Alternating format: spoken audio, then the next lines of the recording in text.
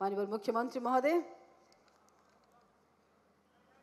बंधुगण लोकार्पित होउछि doctor Baba Saheb Bhimrao Ambedkar bus terminal Bermuda Bhubaneswar एतिकी करताली चलिबो नाही आज्ञा गोटे बड़ जोर करताली आवश्यकता अछि। भुवनेश्वर प्रत्येक बासिंदा गर्व गौरवर गोटे आइकॉनिक लैंडमार्क जहाँ लोकार्पित हो जाइछि माननीय मुख्यमंत्री महोदय कर कमल रे ए हस आनंदर गौरवर सफलतार विकासर सशक्त चित्र ओडिशार प्रगतिर जोठी गमनागमनर व्यवस्था विश्वस्तरीय सेठी सफलता मध्य कोठना कोठी आकाश छुईब से संदेहर अवकाश नहीं। माननीय मुख्यमंत्री महोदय प्रवेश करुछंती doctor Baba Saheb Bhimrao Ambedkar bus terminal रे 15.5 एकर रे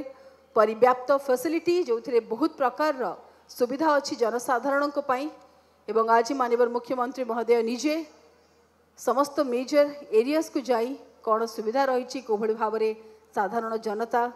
वर्ल्ड क्लास फैसिलिटीज पाई परिबे ताकू तदारख करुछंती। ये गोटे बहुत सशक्त उदाहरण सृष्टि करे कि राज्य सरकार जहाँ प्रतिश्रुति दियंती ताकू करके देखांती।